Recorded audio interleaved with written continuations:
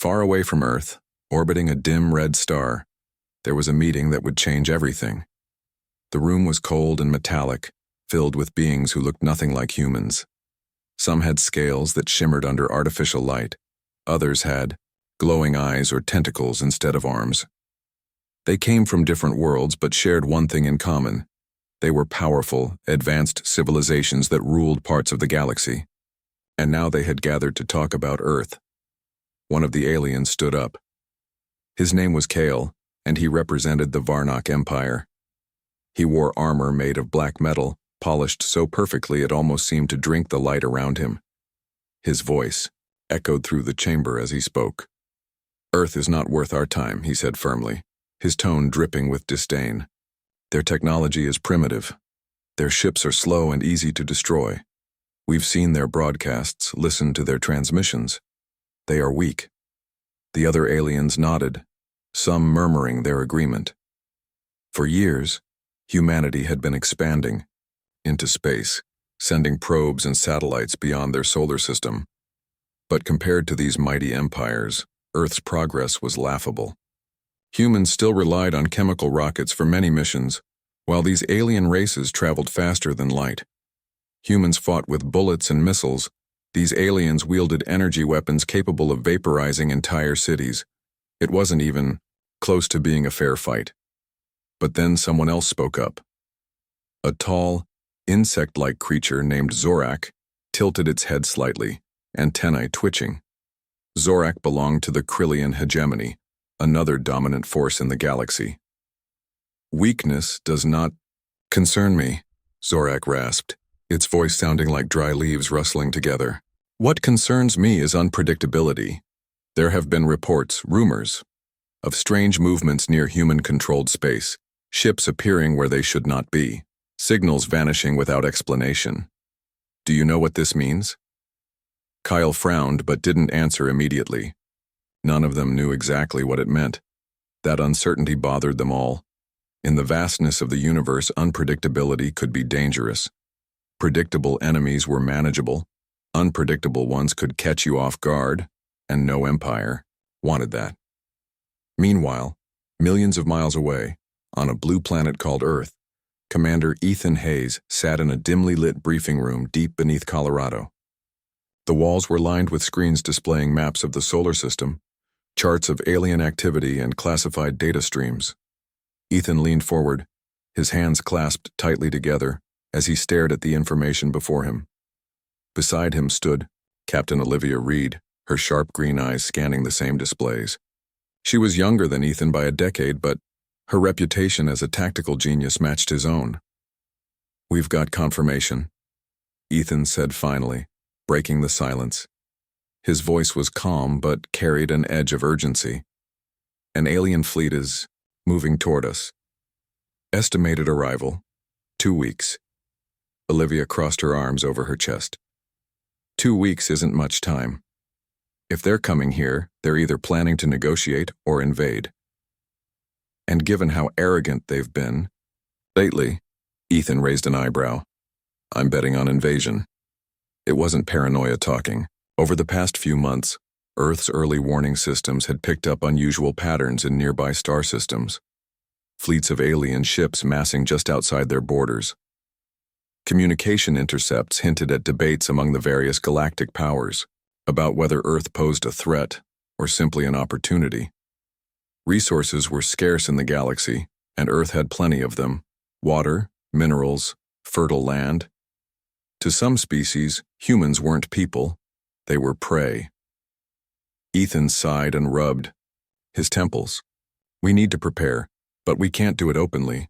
If they see us mobilizing too aggressively, it might trigger an attack sooner than expected."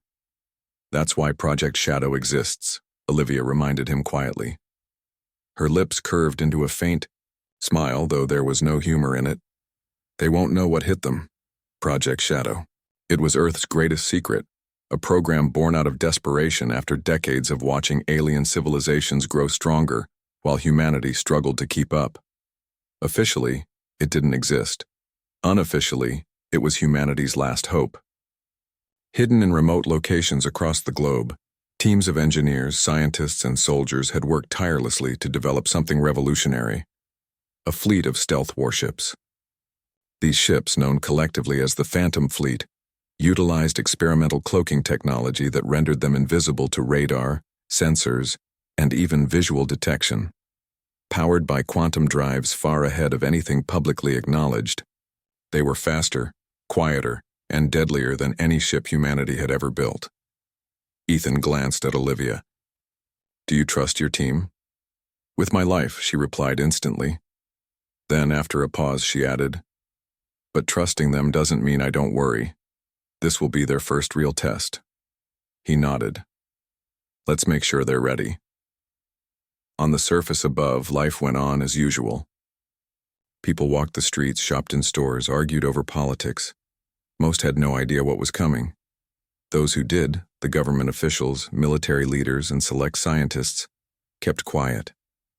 Panic wouldn't help anyone, and preparation needed to happen in secret. In a small town in Ohio, a young woman named Mia Collins sat at her kitchen table, sipping coffee and reading the news on her tablet. She didn't notice the headline buried halfway down the page, "Increased Alien Activity Near Solar System." Instead, she focused on local stories, unaware that her role in the days ahead would be crucial. Mia was an ensign in the Phantom Fleet, though she rarely thought of herself as anything special. To her, she was just doing her job. Elsewhere, Lieutenant Ryan Carter jogged along a beach in California, headphones blaring music in his ears. He liked running because it cleared. His mind helped him focus. What he didn't realize was that soon, his ability to stay calm under pressure would save countless lives. Back underground, Ethan and Olivia continued their preparations. Maps were updated, strategies refined. Every detail mattered. Every second counted. And somewhere out in the void between stars, the alien fleet moved closer, unaware of the storm waiting to greet them. For now, Earth held its breath. Deep beneath Colorado, in a secure military base hidden from the world, Commander Ethan Hayes walked briskly down a long corridor, lit by harsh fluorescent lights. The walls were gray and cold, lined with steel doors that led to various rooms, filled with equipment, maps, and personnel working tirelessly. Ethan's boots echoed against the floor as he approached one particular door marked Project Shadow, authorized personnel only. He swiped his ID card, entered a code, and stepped inside.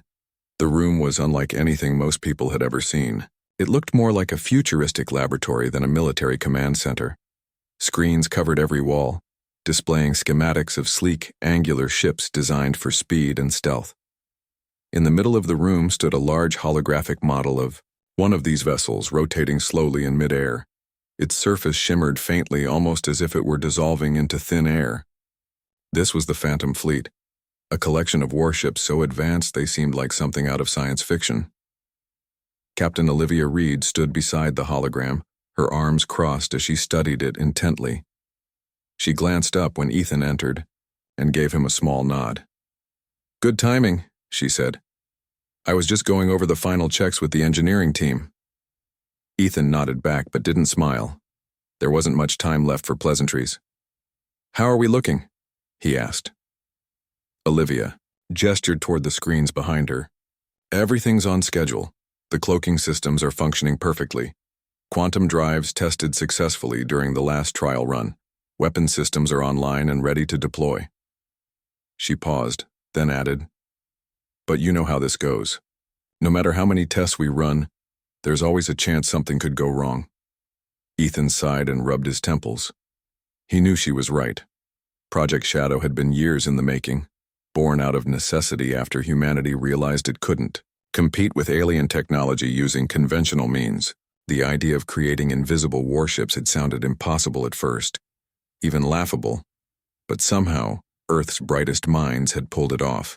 Now, with an alien fleet approaching, all those years of effort would finally be put to the test.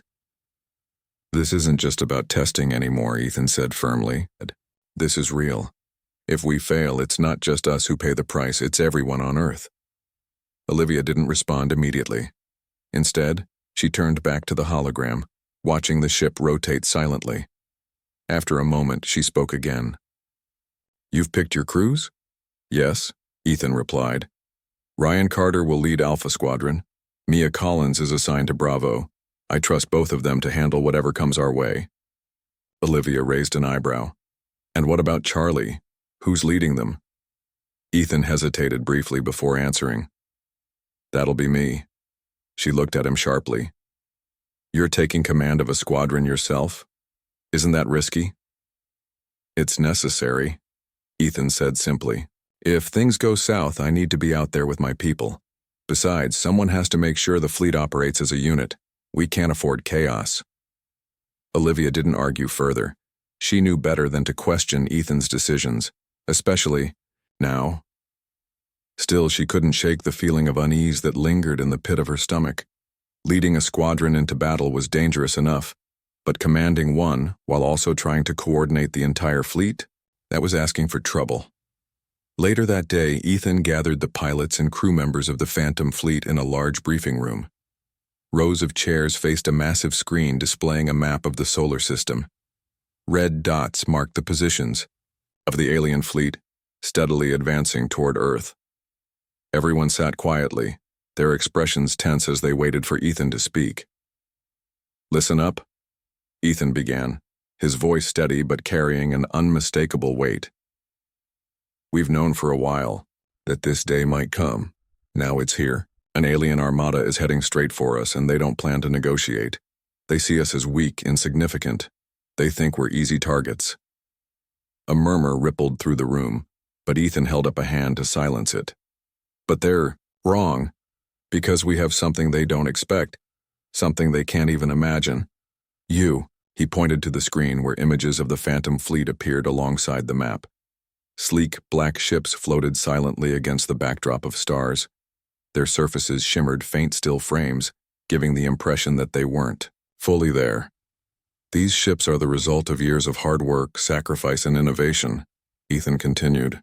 "They're faster, quieter, and deadlier than anything those aliens have ever faced. And you are the ones who will pilot them, fight in them, and protect humanity with them." The room fell silent once more. Ethan scanned the faces of his crew, searching for any sign of doubt or hesitation. What he saw instead was determination. These men and women had trained for this moment, knowing full well the risks involved. They weren't soldiers blindly following orders. They were volunteers, willing to lay down their lives for the survival of their species. "Now," Ethan said, stepping closer to the screen, "here's the plan. When the aliens enter our territory, they won't know we're there. They'll think they have the advantage, but they'll be wrong. We strike first, fast and hard, hit their command ships, disrupt their formations, and force them onto the defensive. Once they realize what's happening, it'll be too late." He paused, letting his words sink in. Then he added, "Remember this. We may be outnumbered, but we're not outmatched. Not anymore. Trust your training. Trust your instincts. And, above all, trust each other." As Ethan finished speaking, Lieutenant Ryan Carter leaned forward in his seat, his blue eyes focused intently on the screen. Beside him, Ensign Mia Collins scribbled notes on a pad, her brow furrowed in concentration. Both of them understood the gravity of the situation. Neither of them planned to let Earth down. After the briefing, Ethan met privately with Olivia in her office.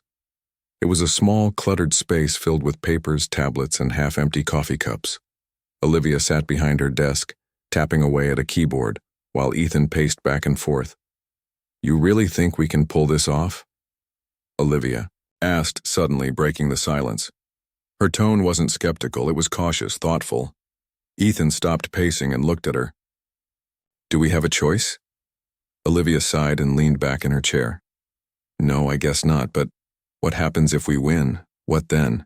Do we become like them? Start conquering other worlds, flexing our muscles across the galaxy?" Ethan frowned. He hadn't thought much about the future beyond surviving the present. "One step at a time," he said finally. "Right now our job is to protect Earth. Everything else comes later." Olivia nodded slowly, though her expression remained troubled. "Fair enough, just promise me one thing." What's that? That we don't lose sight of who we are, she said firmly. No matter what happens, we stay human. Ethan stared at her for a moment, then nodded. Agreed. Back in the hangar bay, the Phantom fleet awaited deployment. The ships gleamed under the artificial lights, their cloaking systems primed and ready. Technicians bustled around, performing last-minute inspections and adjustments. Pilots climbed into cockpits, running pre-flight checks and ensuring everything was in order. Lieutenant Ryan Carter adjusted his helmet and took a deep breath. Beside him, Ensign Mia Collins did the same. Neither of them spoke. They didn't need to. They both knew what was at stake. As the countdown began, Ethan stood on an observation platform overlooking the hangar. Below him, the fleet hummed with energy, alive and ready for action. For the first time in days, he allowed himself a brief moment of hope. Maybe, just maybe, humanity had a fighting chance after all. Then the alarms blared, signaling the start of the mission. The Phantom fleet launched into the darkness of space, invisible to the naked eye, and to the approaching alien armada. Earth held its breath once more. The alien fleet arrived at the edge of the solar system like a storm rolling across the horizon. Their ships were enormous, massive structures that glowed faintly against the blackness of space. Some looked like jagged shards of metal, others like sleek predatory beasts ready to strike. They moved with precision, forming tight formations as they approached Earth's territory. To anyone watching, it was clear these beings had come prepared for war. On one of the lead ships, Zorak stood in the center of a command bridge surrounded by his subordinates. His insect-like form loomed over the glowing panels and screens that displayed data about Earth's defenses, or rather, the lack thereof. The Krillian hegemony had done its research. Humanity's technology was primitive compared to theirs. Their weapons were outdated, their ships slow and clumsy. It should have been an easy victory. Yet something nagged at Zorak, a small, irritating doubt he couldn't quite shake. "Commander," said one of his officers, a smaller, more delicate creature with translucent skin. "We are within range to initiate contact. Shall we send the ultimatum?" Zorak's antennae twitched slightly. "Do it," he rasped, his voice low and gravelly. "Let them know what fate awaits them if they resist." The message was sent, a transmission broadcast on all frequencies Earth could possibly intercept. It wasn't subtle or diplomatic. The aliens didn't bother pretending this was anything other than a demand for surrender. A holographic figure appeared on screens across the globe, showing Zorak himself. His towering form filled the display, his glowing eyes piercing through the darkness. "Humans," Zorak began, his voice distorted but still terrifyingly clear. "You have taken resources that do not belong to you. You have spread your influence where it is unwelcome. Your kind thrives while others suffer. This ends now. Surrender your planet and its riches to the Krillian hegemony, and perhaps some of you will be spared. Resist, and you will be annihilated." The transmission ended, abruptly, leaving silence in its wake. Across Earth, people froze in shock. Governments scrambled to respond. News outlets replayed the message endlessly, panic spreading like wildfire. Civilians crowded into shelters, unsure whether their lives would end in hours or days. Meanwhile, military leaders convened emergency meetings trying to decide how best to handle the situation. Back beneath Colorado, Commander Ethan Hayes watched the alien ultimatum alongside Captain Olivia Reed. Neither of them flinched as Zorak's words echoed through the room. When the screen went dark, Ethan turned to Olivia with a grim expression. "They're arrogant," he said simply, "and arrogance makes mistakes." Olivia nodded, though her jaw tightened. "Still, they outnumber us. Even with the Phantom fleet, we're taking a huge risk." "We don't have a choice," Ethan replied. "If we roll over now, it's over, no second chances." With that, Ethan activated the comm system and reached out to the alien fleet. His face appeared on their screens moments later, calm and composed despite the tension radiating from every corner of the base. "This is Commander Ethan Hayes of Earth's Unified Defense Force," he began, his tone steady and firm. "Your demands are unacceptable. Humanity will not surrender. We will defend ourselves and our home. Zorak's response came almost instantly. The alien leader leaned closer to the camera, his glowing eyes narrowing dangerously. Defiance, he spat. How predictable. Very well, human. You leave us no choice. Before Ethan could reply, the connection cut off. Seconds later, alarms blared throughout the base. The alien fleet had broken formation and begun advancing toward Earth at full speed. High above the planet, the Phantom fleet waited silently in the void.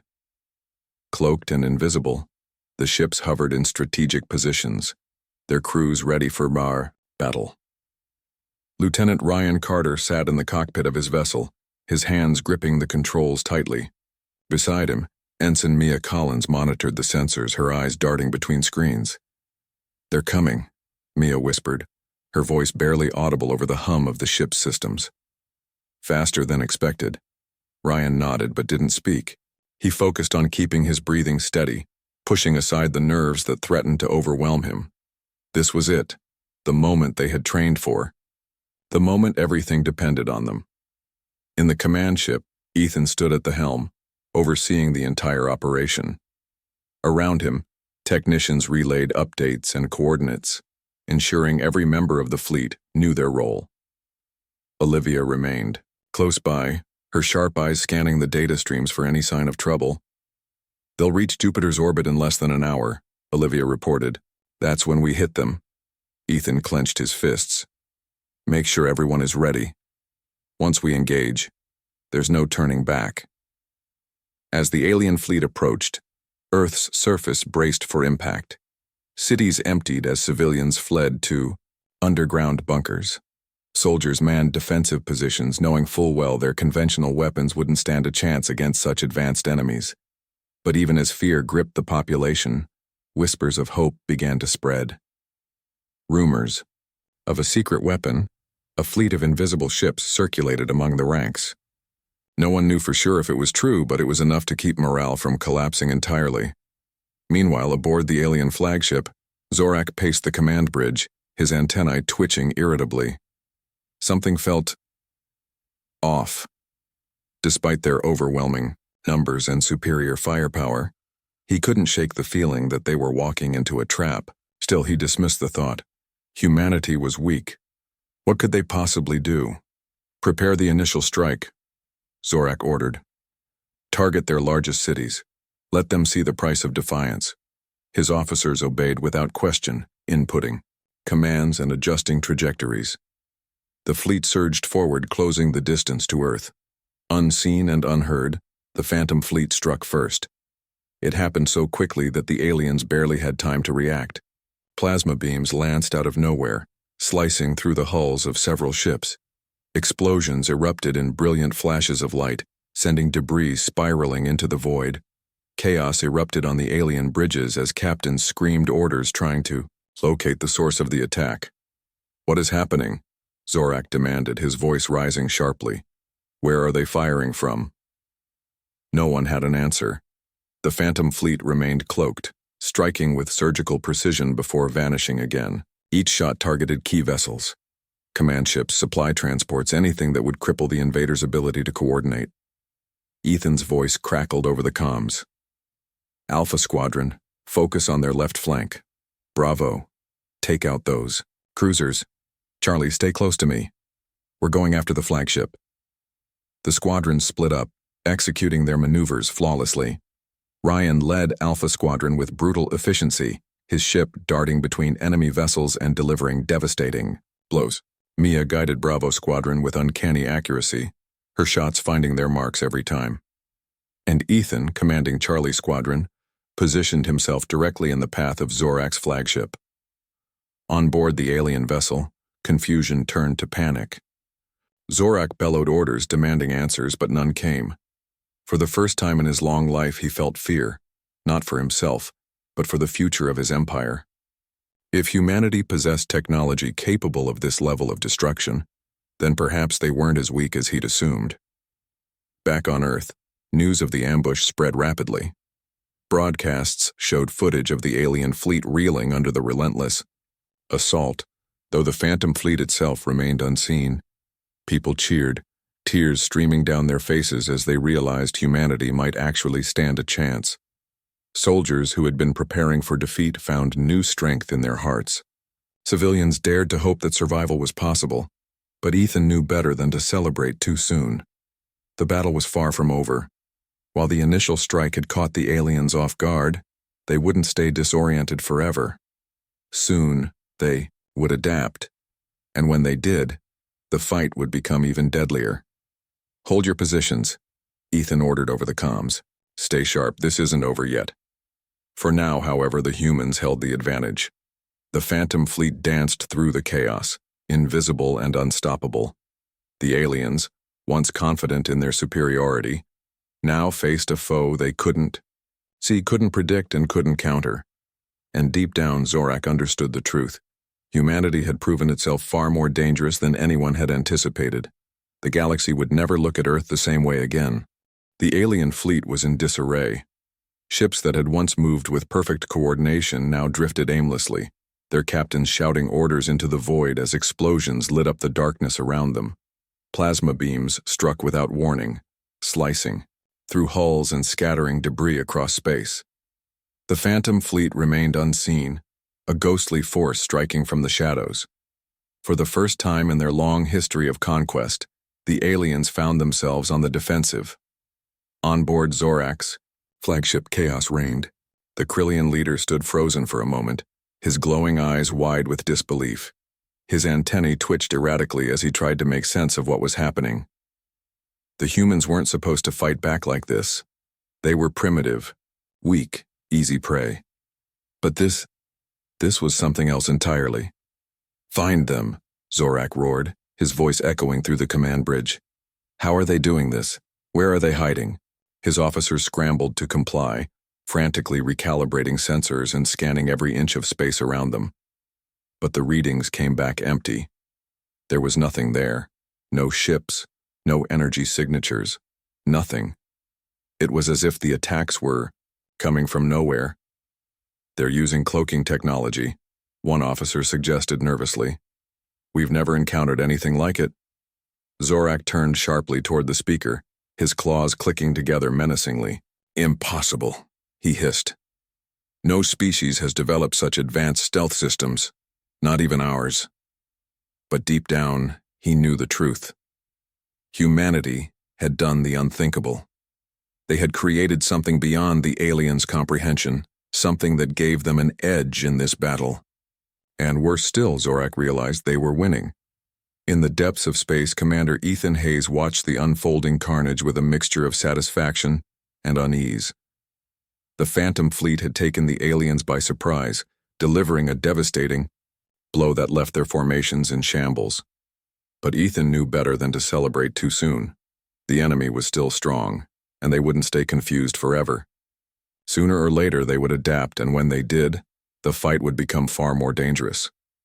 "Alpha Squadron, regroup," Ethan ordered over the comms, his voice calm but firm. "Bravo, continue targeting those cruisers. Don't let them recover. Charlie, form up with me, we need to keep pressure on the flagship." Lieutenant Ryan Carter acknowledged the order and swung his ship around, leading Alpha Squadron back into position.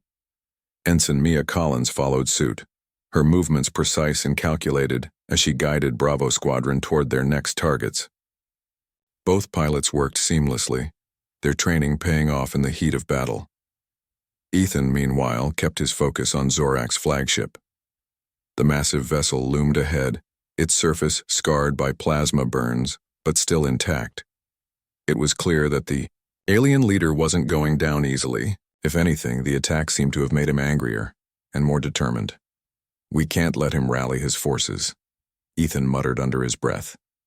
He turned to Captain Olivia Reed, who stood beside him on the command deck. "Any ideas?" Olivia studied the situation carefully, her green eyes narrowing as she analyzed the data streaming across the screens. "We need to draw him out," she said finally. "Force him to make a mistake." Ethan nodded slowly. "Agreed. But how?" Olivia hesitated for a moment before replying. "Use ourselves as bait. Make him think we're vulnerable." It was A risky plan, but Ethan didn't hesitate. "Do it," he said firmly. "Prepare a decoy signal. Let's see if we can lure him into a trap." Back on Earth, the mood was shifting. News of the initial victory spread rapidly, igniting celebrations in cities and bunkers alike. People gathered around televisions and radios, watching live feeds of the alien fleet struggling to counter the invisible attackers. For the first time since the invasion began, hope replaced fear. Soldiers who had been preparing for defeat now stood taller, their resolve strengthened by the knowledge that humanity might actually win. But not everyone shared in the optimism. In a secure government facility, General Harold Briggs paced anxiously, his face pale with worry. Briggs was a decorated officer, respected by many, but he also harbored doubts about humanity's ability to survive this conflict. To him, the war against the aliens was a lost cause from the start. He believed Earth should surrender while it still had the chance. "They're reckless," Briggs muttered to himself as he stared at footage of the battle. "Hayes and his fleet are walking into a slaughter. Sooner or later, the aliens will figure out how to counter their cloaking technology. And when they do..." He trailed off, shaking his head. Briggs had always been pragmatic, sometimes to a fault. To him, survival meant compromise, even if that compromise came at a cost.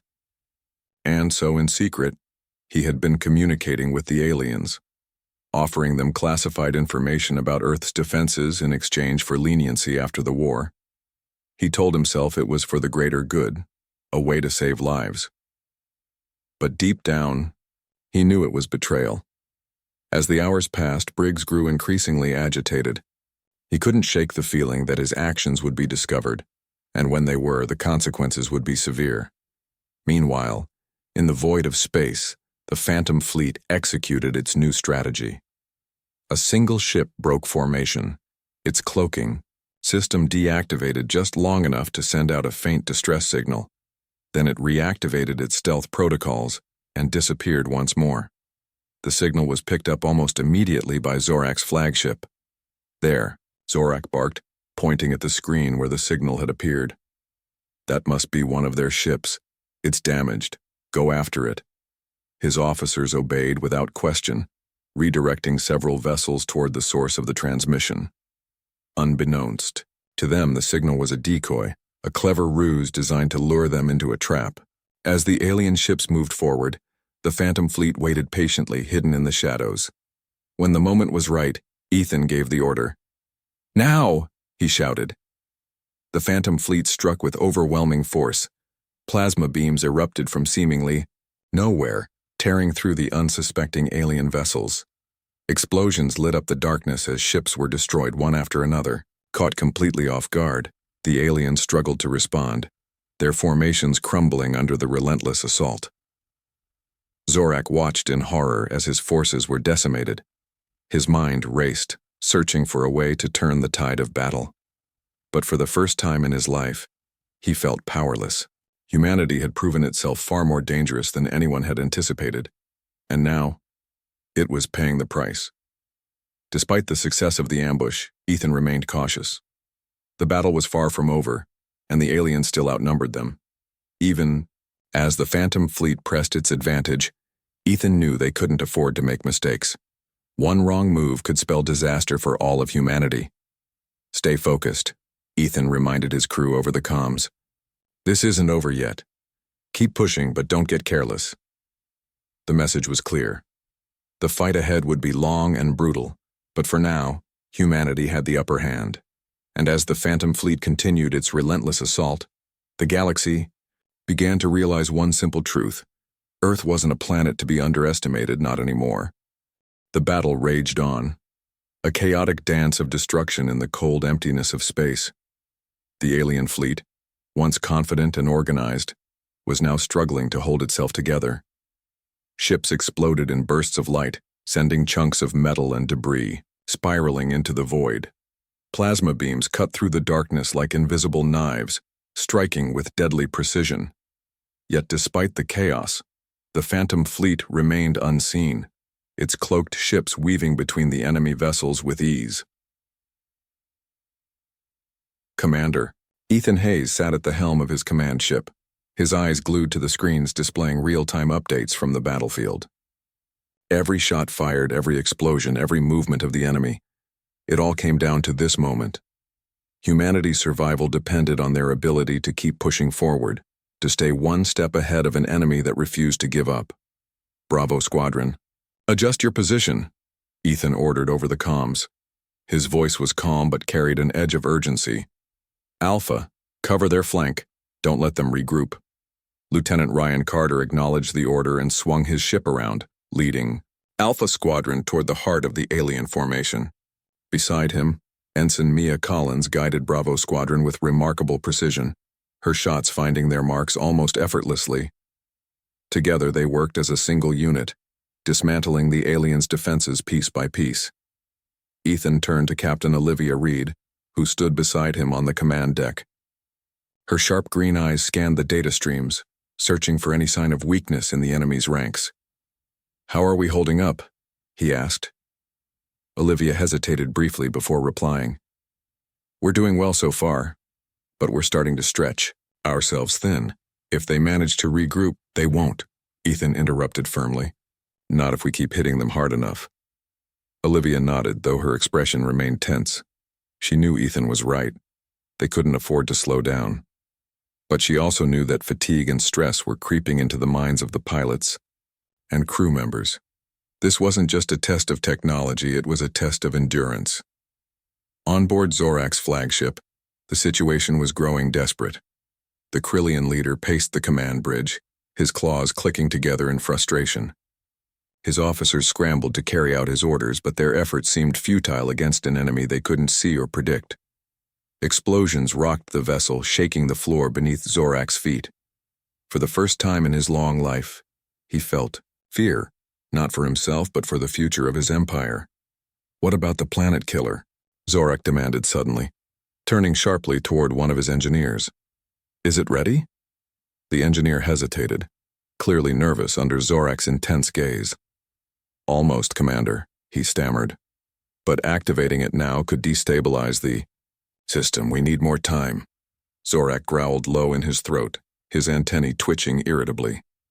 Time was something they didn't have. The humans were relentless, striking without mercy and forcing his forces into retreat. He couldn't allow this humiliation to continue. He needed a way to end the fight quickly and decisively. "Prepare the weapon," Zorak ordered, his voice cold and final. "I don't care about risks. If we lose this battle, nothing else matters." The engineer bowed deeply and hurried away, leaving Zorak alone with his thoughts. The planet killer was their last resort, a devastating device capable of obliterating entire worlds. Activating it would mean sacrificing subtlety and strategy, but Zorak no longer cared. Humanity had proven itself too dangerous to negotiate with. If Earth fell, so be it. Back on Earth, civilians watched live broadcasts of the battle with bated breath.